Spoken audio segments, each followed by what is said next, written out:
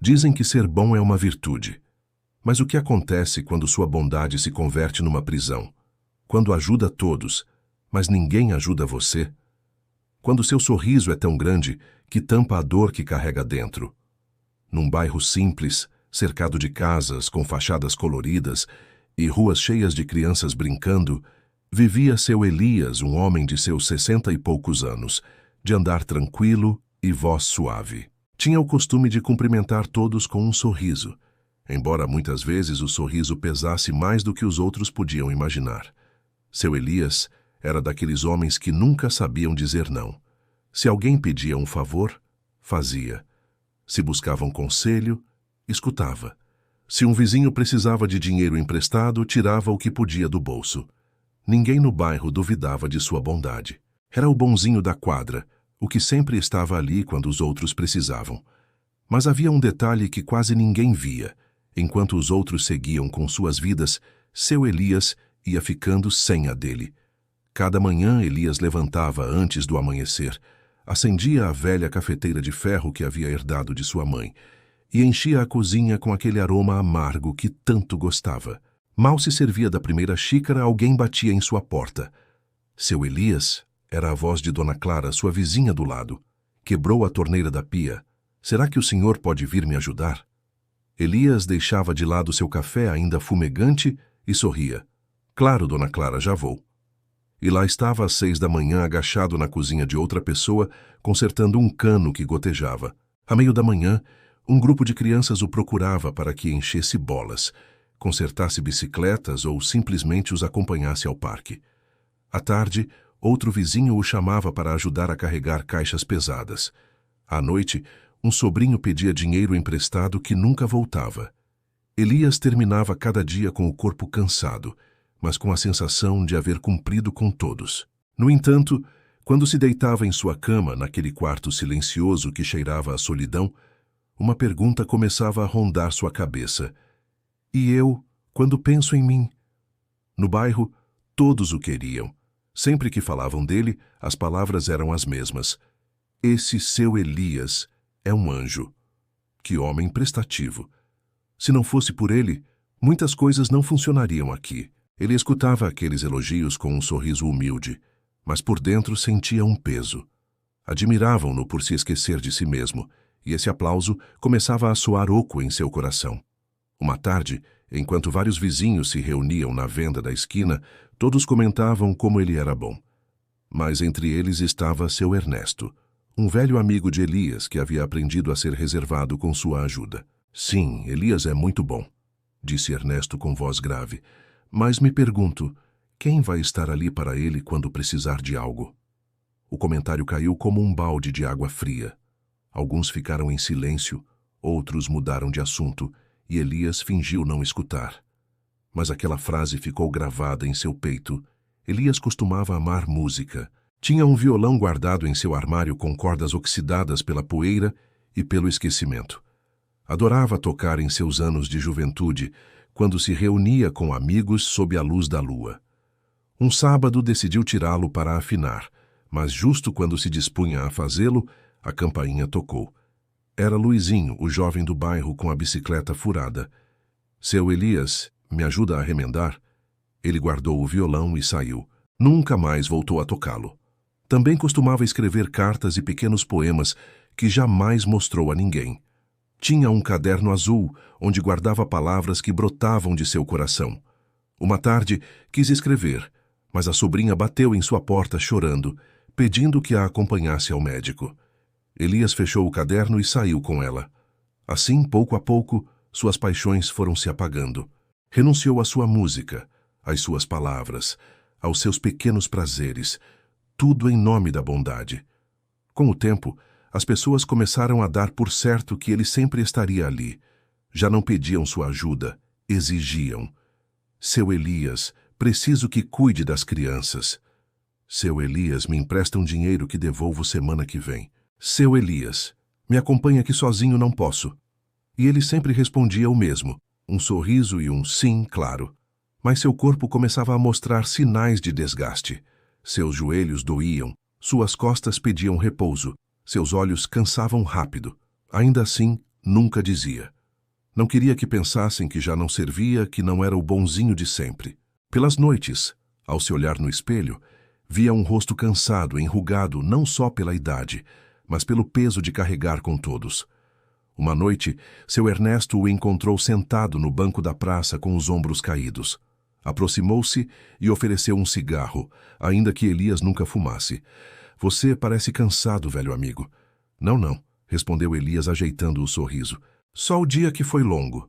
Ernesto olhou-o nos olhos e disse: Não se engane, você está dando tanto que está se esquecendo de si. Elias baixou o olhar incomodado. Ser bom é o único que sei fazer, Ernesto. Ser bom não significa se esquecer de si mesmo, replicou seu amigo. Se não se cuida, um dia não restará nada de você para dar. As palavras o acompanharam até a madrugada. Um domingo pela manhã, enquanto consertava o telhado de Dona Clara, escorregou e quase caiu. Por sorte, conseguiu se segurar, mas seu joelho torceu com força. A dor foi intensa, mas não quis dizer nada. Ao descer, encharcado de suor, Dona Clara nem sequer notou. Só disse: Ai, que bom que me ajudou, seu Elias.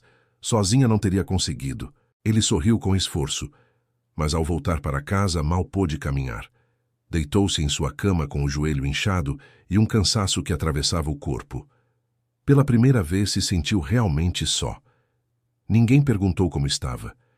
Ninguém bateu em sua porta para saber dele. Todos o procuravam quando precisavam. Mas naquele momento, quando ele necessitava um pouco de cuidado, ninguém apareceu. E ali, no silêncio de seu quarto, uma verdade dolorosa começou a abrir caminho em sua mente. Passei a vida sendo bom para todos, mas nunca fui para mim mesmo. Depois daquele acidente no telhado, seu Elias passou vários dias com dor no joelho.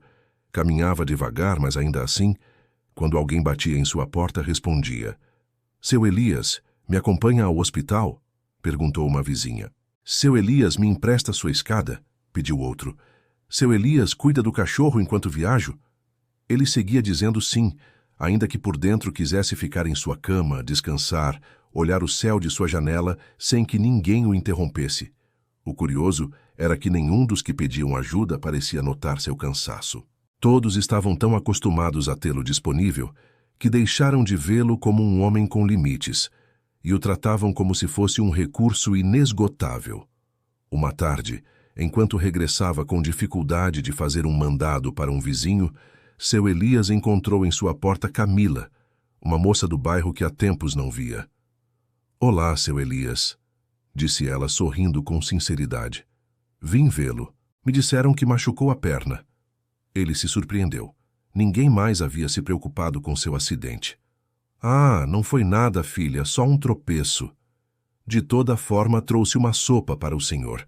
Camila entregou um pequeno recipiente de vidro. Elias olhou-a com gratidão, e pela primeira vez em semanas sentiu que alguém o via, não como um servidor do bairro, mas como um ser humano. Obrigado, Camila, de verdade. Aquela noite, enquanto jantava a sopa quente, pensou em como precisava pouco para se sentir cuidado. Um gesto sincero, um detalhe que não exigisse nada em troca. No dia seguinte voltou à rotina. Os vizinhos batiam, pediam, exigiam. Ele atendia, sorria, respondia, mas agora, em seu interior, algo havia mudado. Começava a notar o que antes passava despercebido. Percebeu que Dona Clara nunca perguntava como estava, só o procurava quando algo estragava em sua casa. Que seu sobrinho jamais devolvia o dinheiro que pedia emprestado. Que as crianças o queriam quando enchia bolas, mas nunca o convidavam para compartilhar outra coisa. O costume de dar o havia convertido num homem invisível, útil, mas descartável. Uma noite, voltou a se encontrar com seu Ernesto no banco da praça. Você parece mais cansado que antes, Elias, disse Ernesto. É o joelho. Já não sou tão jovem como antes, respondeu forçando um sorriso. Não é só o joelho, replicou Ernesto olhando-o.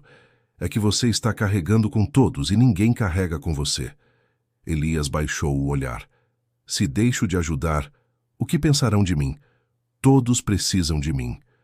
E você precisa de si mesmo ou não? O silêncio caiu pesado entre ambos. Elias não sabia o que responder. Ernesto acendeu um cigarro, olhou-o e acrescentou. Elias, lembre disto. A bondade sem limites se converte em escravidão. Algumas semanas depois, uma forte tempestade atingiu o bairro. A água entrava pelos telhados, as ruas se inundaram e muitos vizinhos corriam desesperados. A quem todos chamaram primeiro? A seu Elias. Elias, meu telhado goteja. Elias, me ajuda a tirar a água da sala. Elias, a correnteza levou minhas coisas. Ele, mancando por seu joelho ainda sensível, correu de um lado a outro, ajudando todos. Tirou baldes de água, carregou móveis, segurou telhados com tábuas, esqueceu-se de si mesmo completamente. Quando a tempestade terminou, estava encharcado, com o corpo dolorido e as mãos cheias de feridas. Ninguém notou. Todos estavam ocupados demais agradecendo entre si, como se a ajuda de Elias fosse algo normal, esperado, automático. Aquela noite, jogado em sua cama, sentiu que algo dentro dele se rompia. Dias depois, ao se levantar, olhou-se no espelho do banheiro. O que viu doeu. Um rosto envelhecido com rugas marcadas pela fadiga, olhos apagados e uma expressão que já não era a do homem alegre que costumava ser. Ficou-se olhando por vários minutos, até que murmurou em voz baixa: "Me perdi a mim mesmo." Foi a primeira vez que reconheceu em voz alta. Revirando seu armário, encontrou o velho violão que levava anos guardado. Passou os dedos pelas cordas oxidadas e uma lembrança veio à sua mente. As noites em que cantava com seus amigos, as risadas, a sensação de liberdade. Sentiu um nó na garganta. Percebeu que havia deixado morrer essa parte dele. Pegou também o caderno azul, aquele onde uma vez escreveu poemas. As páginas estavam amareladas, mas ainda guardavam letras cheias de vida. Ao lê-las, sentiu que algo em seu interior despertava. Um eco do que havia sido. Em que momento deixei de viver para mim? Pensou. Uma tarde, sentado em sua cadeira de balanço, escutou ao longe uns jovens cantando e tocando violão na esquina do bairro. Fechou os olhos e, por um instante, sentiu que queria se levantar, unir-se a eles, rir, compartilhar. Mas justo nesse momento bateram em sua porta. Era Dona Clara outra vez. Seu Elias estragou o cano de novo. "Me ajuda?" Ele abriu a boca para dizer sim, mas algo em seu interior resistiu. Pela primeira vez, sentiu o impulso de dizer não. Não o fez. Mas aquela luta silenciosa foi a semente de uma mudança. Aquela noite não pôde dormir. Pensava no violão, no caderno, na sopa de Camila, nas palavras de Ernesto. Percebeu algo que nunca havia considerado. Havia passado toda a sua vida sendo bom com os outros, mas jamais havia aprendido a ser bom consigo mesmo. Ser bom, compreendeu, não devia significar renunciar a tudo o que se é. A bondade sem equilíbrio se converte em abandono próprio. Ao amanhecer, olhou pela janela e viu o bairro em calma. Pela primeira vez em muito tempo, não sentiu desejo de abrir a porta. Imediatamente pegou o violão e tratou de afiná-lo. Soou mal, mas aquele som desafinado foi como um batimento que voltava a nascer. Sorriu não com o sorriso pesado que oferecia aos outros, mas com um sorriso pequeno e sincero, um que presenteava a si mesmo. Sabia que não seria fácil mudar, que os vizinhos se irritariam quando ele começasse a dizer não, que o acusariam de haver se tornado egoísta. Mas dentro dele algo havia despertado, uma certeza que o enchia de força. Se não cuido de mim, logo não restará nada para dar a ninguém. E assim seu Elias deu o primeiro passo rumo ao seu despertar, ainda preso nas correntes invisíveis da bondade excessiva, mas já consciente de que devia começar a se libertar. O eco das palavras de Ernesto ressoava em seu coração. A bondade sem limites se converte em escravidão. E ainda que não soubesse como, Elias decidiu que buscaria uma maneira de ser bom sem se esquecer de si mesmo.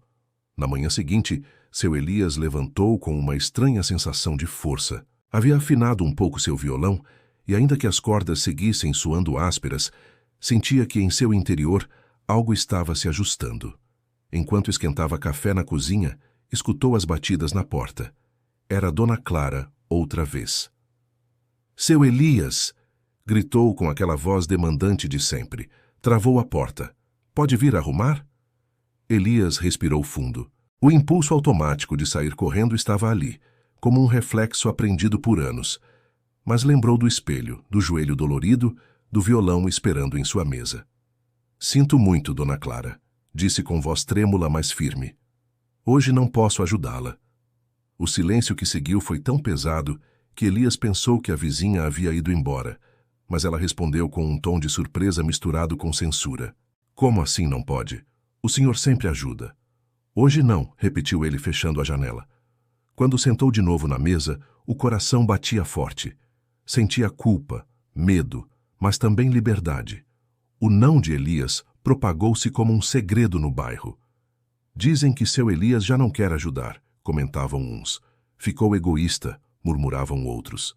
Contanto que fizemos por ele, diziam, embora ninguém pudesse lembrar realmente o que haviam feito por ele. Os olhares mudaram. O respeito disfarçado de gratidão começou a desmoronar, revelando uma verdade incômoda.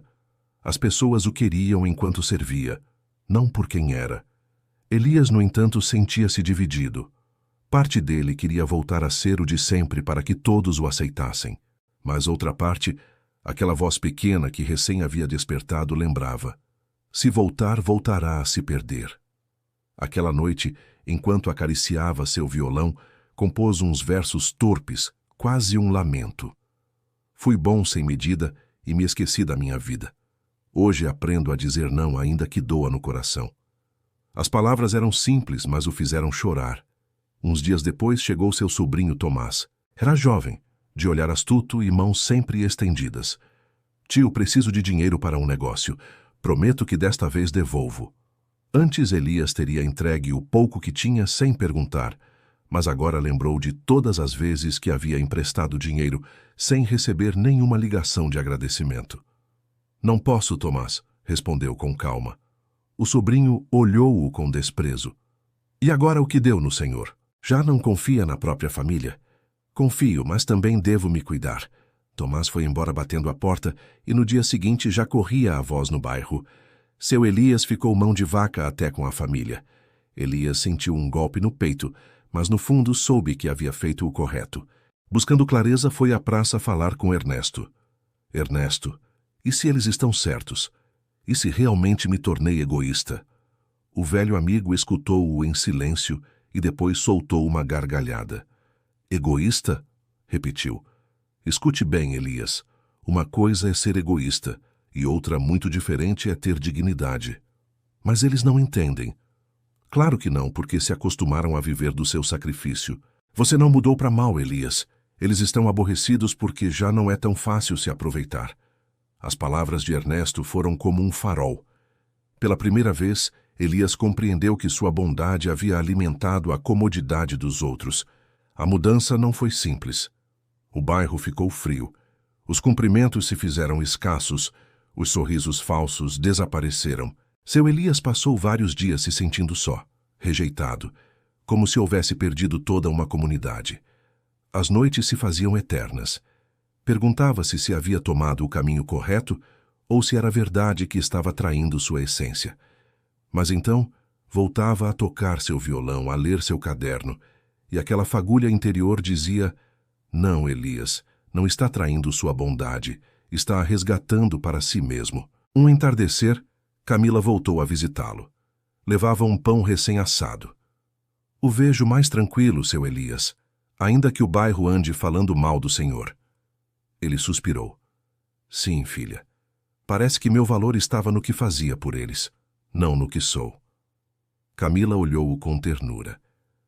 Eu acho que o senhor continua sendo o mesmo, só que agora também está se cuidando. E isso não é ruim. Aquelas palavras foram como bálsamo. Seu Elias entendeu que nem todos o julgavam. Alguns, como Camila, podiam ver a verdade. Dias depois, outra tempestade açoitou o bairro. Os telhados gotejavam, as ruas se enchiam de água. Os vizinhos desesperados voltaram a bater na porta de Elias. Ele hesitou. Podia abrir, correr como sempre, se desgastar outra vez. Ou podia permanecer em sua casa, cuidar de si mesmo. Levantou-se, olhou seu joelho ainda sensível, suas mãos já enrugadas, e lembrou do espelho. Hoje não. Sussurrou enquanto fechava a porta. Pela primeira vez em muito tempo, escolheu se proteger. Escutou os gritos lá fora, mas ficou em casa. Acendeu uma vela, tocou seu violão e escreveu: Se eu não me salvo, quem cantará comigo amanhã? As lágrimas rolaram por suas bochechas. Doía, mas também se sentia libertador. Seu Elias já havia dado passos decisivos. Havia aprendido a dizer não, enfrentado a rejeição do bairro e de sua própria família e começava a redescobrir sua voz interior. Mas ainda o esperava um desafio maior: como viver com o peso da solidão, o julgamento alheio e a necessidade de se reconstruir do zero. Os dias posteriores à tempestade foram estranhos. O bairro estava cheio de murmúrios. Viu? Seu Elias já não saiu para ajudar. Ficou em sua casa enquanto todos nos molhávamos. Antes era um homem bom. Agora ficou de pedra. Elias escutava os comentários de sua janela. Cada palavra era como um prego em seu coração. Doía porque durante anos havia construído uma imagem. A do homem bom, o vizinho confiável, o anjo do bairro. Agora, essa imagem desmoronava diante de todos. O silêncio em sua casa era pesado. As visitas desapareceram. As crianças já não batiam em sua porta e até os cachorros que antes corriam até ele passavam de largo. Pelas noites perguntava-se em voz baixa: acaso me equivoquei? Deveria voltar a ser o de antes? Elias tratava de se convencer de que estava fazendo o correto, mas a culpa se metia em seus ossos. Despertava com pensamentos como: se tivesse ajudado, Dona Clara não teria tanta água em sua sala. Talvez Tomás realmente precisasse daquele dinheiro. Aquela culpa o desgastava mais que qualquer trabalho físico. Era uma sombra que o perseguia, mesmo quando tocava seu violão ou escrevia versos. Uma tarde se viu chorando sem razão aparente. Olhou-se no espelho e disse: me sinto como um traidor. Mas no profundo algo lhe lembrava: não trai ninguém, Elias, só aprendeu a se cuidar. A solidão chegou como uma prova. Antes, sua casa sempre estava cheia de vozes pedindo favores. Agora estava vazia. No início foi doloroso. Sentia-se abandonado. Olhava as paredes e escutava o silêncio como se fosse um castigo. Mas pouco a pouco começou a descobrir outra coisa. A solidão também podia ser companhia. Nela encontrou tempo para escrever, para ler os poemas esquecidos de seu caderno, para ordenar suas lembranças. Uma noite, sentado em sua cadeira de balanço, disse a si mesmo: talvez nunca me dei o tempo de estar comigo porque sempre tinha que estar com os outros. Aquele pensamento deu-lhe paz. Uma tarde, Tomás voltou à sua casa. Não vinha pedir dinheiro, mas censurar. Dizem que o Senhor já não é o mesmo. Elias olhou-o com calma.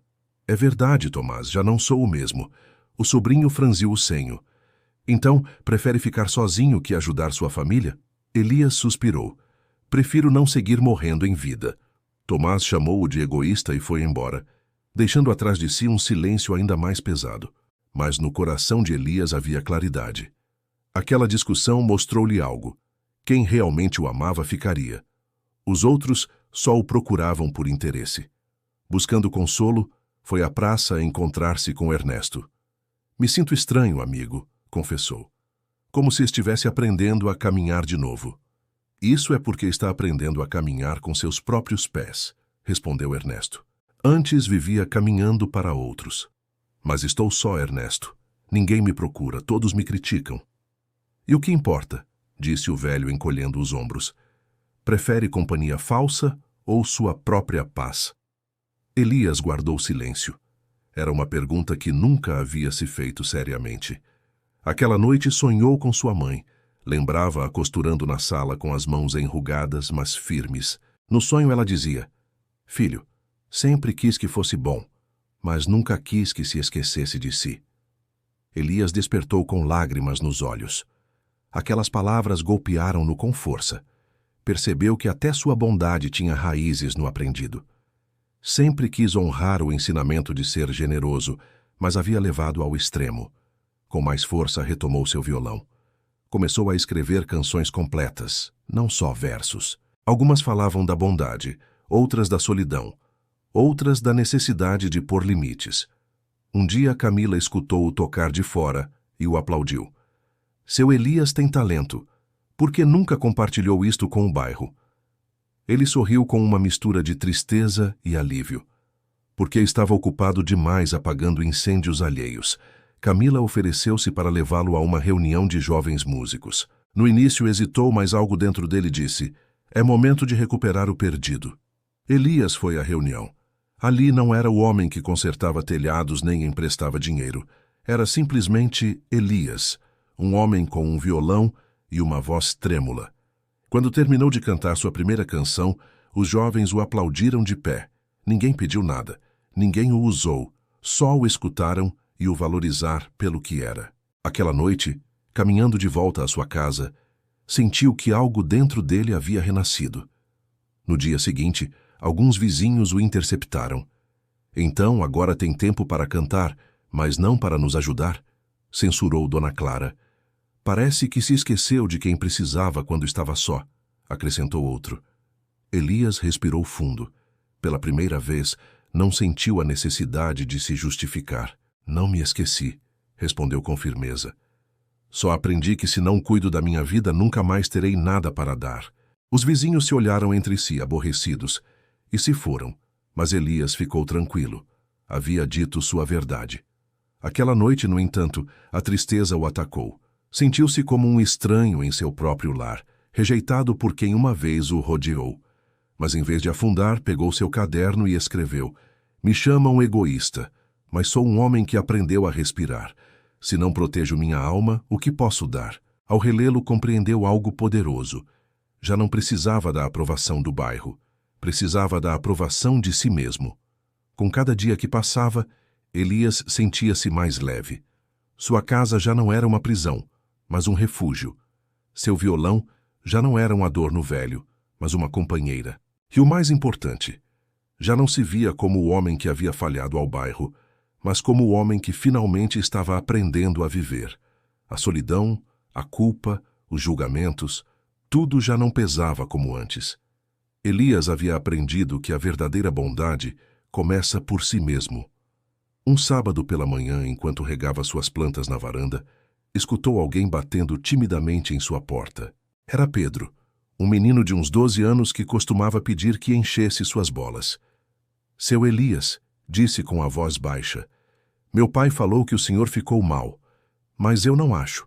Vim agradecer porque o senhor sempre foi muito bom comigo. Elias se ajoelhou e abraçou o menino. Aquele gesto simples encheu-o de uma alegria que não sentia há muito tempo. Obrigado, Pedro. Não sabes o que significa isso para mim. Ao levantar-se, percebeu que nem todas as sementes que havia plantado no bairro foram perdidas. Algumas pessoas, como Pedro e Camila, conseguiam ver além do que os outros diziam.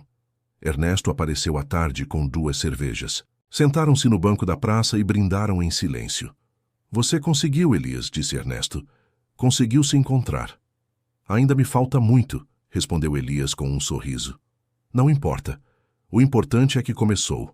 Muitos passam a vida toda sem sequer tentar. Naquela conversa, Elias entendeu algo profundo. A mudança não era um evento único, mas um processo contínuo. Cada dia seria um novo exercício de equilíbrio entre ser bom com os outros e ser bom consigo mesmo. Os meses passaram. O bairro seguiu seu curso. Alguns vizinhos eventualmente voltavam a cumprimentá-lo, embora já não com a mesma intimidade.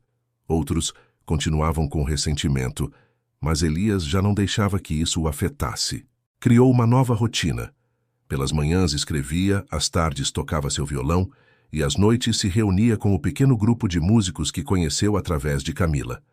Uma noite, durante uma apresentação numa casa cultural do bairro, cantou uma canção que compôs chamada Aprendi a Dizer Não. A letra falava de um homem que passou a vida se esquecendo de si mesmo até que um dia decidiu se reencontrar. Quando terminou de cantar, vários dos presentes se levantaram para aplaudir. Entre o público estava Dona Clara. Ao final da noite, aproximou-se dele com os olhos úmidos. Seu Elias, escutei sua canção. Acho que nunca havia entendido o quanto lhe pedi sem dar nada em troca. Elias sorriu com ternura. Não se preocupe, Dona Clara. Aprendi que só eu sou responsável pelos meus limites. Aquela conversa marcou um ponto de reconciliação. Não voltaram a ser como antes, mas encontraram um novo equilíbrio onde havia respeito mútuo. Tomás, seu sobrinho, também voltou meses depois. Desta vez não pedia dinheiro, pedia desculpas. Tio, fui injusto com o senhor. Nunca valorizei tudo o que fez por mim. Elias abraçou-o. Não carregue culpa, Tomás. Eu também tive que aprender a cuidar de mim. Juntos tomaram café e pela primeira vez em anos conversaram como família, não como credor e devedor. Com o tempo, Elias descobriu que sua história ressoava em mais pessoas do que imaginava. Muitos se aproximaram dele em silêncio, confessando que também sentiam o peso de serem sempre os bonzinhos, enquanto se esqueciam de si mesmos. É como se tivesse aberto uma porta, disse-lhe Camila. Sua música, sua história, está ajudando outros a verem que bondade e autocuidado não são inimigos. Elias sentiu-se grato. Havia transformado sua dor em algo que podia ajudar outros. Uma tarde, sentado em sua varanda, olhando o céu laranja do entardecer, Ernesto aproximou-se e sentou-se ao seu lado. Você parece em paz, amigo. E estou, respondeu Elias. Aprendi que ser bom não significa se anular. Posso ajudar os outros sem me esquecer de mim. Ernesto sorriu. Esse é o verdadeiro segredo que muitos não entendem. Elias pegou seu violão e começou a tocar suavemente. A brisa movia as folhas das árvores e o som do instrumento se misturava com o canto dos pássaros. Naquele momento, compreendeu que havia encontrado o equilíbrio. Um coração generoso, mas com limites claros.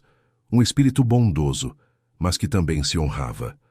Já não era o homem que corria ao primeiro chamado, sem pensar em si. Agora era alguém que sabia quando dar e quando guardar, quando ajudar e quando se proteger.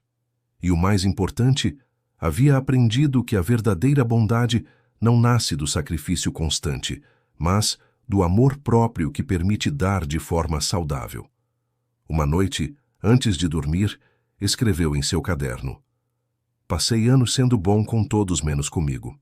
Hoje aprendi que se não me cuido primeiro, não posso cuidar de ninguém. A bondade sem autocuidado é uma luz que se apaga rápido, mas quando aprendo a me valorizar, minha luz brilha mais forte e mais tempo. Fechou o caderno e olhou pela janela. O bairro dormia em paz. Seu Elias também estava em paz, não porque todos o amassem, mas porque finalmente havia aprendido a se amar. E naquela quietude da noite, sentiu algo que não experimentava há anos: gratidão. Gratidão pela vida, pelo aprendizado, pela dor que o transformou e pela força que encontrou em si mesmo. Seu Elias não era mais o anjo do bairro, era simplesmente Elias, um homem imperfeito, com cicatrizes, mas vivo. Vivo de verdade. Moral da história: a verdadeira bondade começa quando aprendemos a cuidar de nós mesmos. Ser bom com os outros sem se esquecer de si é a chave para uma vida equilibrada e plena.